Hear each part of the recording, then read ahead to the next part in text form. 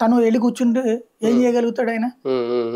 అక్కడ తన అధికారం మిస్ అయినట్టే కదా పవర్ అనేది. అట్లాగే అదేందులో ఈయన 10 ఏళ్ళు అని చెప్పాడు. 5 ఏళ్ల తర్వాత మళ్ళీ మనం చూసుకుందాం అలా 10 ఏళ్ళది దీర్ఘకాలం ఉండాలి, లేకపోతే రాష్ట్రం అభివృద్ధి చెందడం కష్టం, దీర్ఘకాలిక పొత్తు అని చెప్పాడు. మరి అదే విధంగా జనసేనకి సీట్ ఇచ్చారు.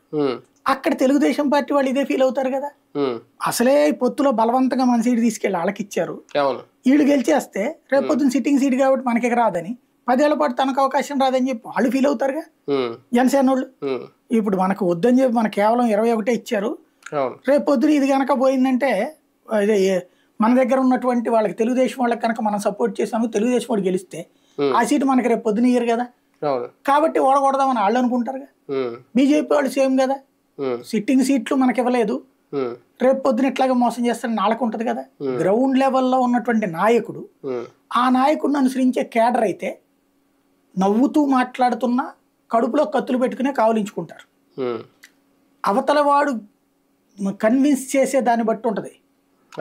అన్నా నేను గెలిచిన నువ్వే ఎమ్మెల్యే అన్నా అని చెప్పి సర్దగలుగుతారా అనే దాని మీద ఆధారపడి. ఈ బస్సు యాత్రలు ఆల్రెడీ వైసీపీ ఇప్పుడు కొత్తగా ఏం చేయట్లేదు, ఇంతకుముందు ఎప్పుడో మొదలు పెట్టేసింది ఒక రకంగా. అప్పుడు మంత్రులు వెళ్ళడం కానీ, సామాజిక బస్సు యాత్ర పేరుతో ఓన్లీ ఆ సామాజిక వర్గాల వాళ్ళని పంపించడం కానీ. ఇప్పుడు కొత్తగా జగన్మోహన్ రెడ్డి గారు వెళ్ళిపోతున్నారు, అది కూడా ఈ సిద్ధం సభలు పెట్టిన చోట మినహాయించి అంటున్నారు, మిగిలిన చోట వెళ్తారు. ఈ బస్సు యాత్ర వల్ల జగన్ వెళ్ళడం వల్ల ఎంతవరకు ప్రయోజనం? అంటే మేనిఫెస్టో లాంటివి అలా వెళ్ళి ఆ కార్యక్రమంలో విడుదల చేయాలని, అంటే లాస్ట్ టైం పాదయాత్ర చేశారు, ఇప్పుడు ఆ ఛాన్స్ లేదు కాబట్టి ఖాళీగా కూర్చోలేరు కదా, టైం అనౌన్స్ అయిపోయాక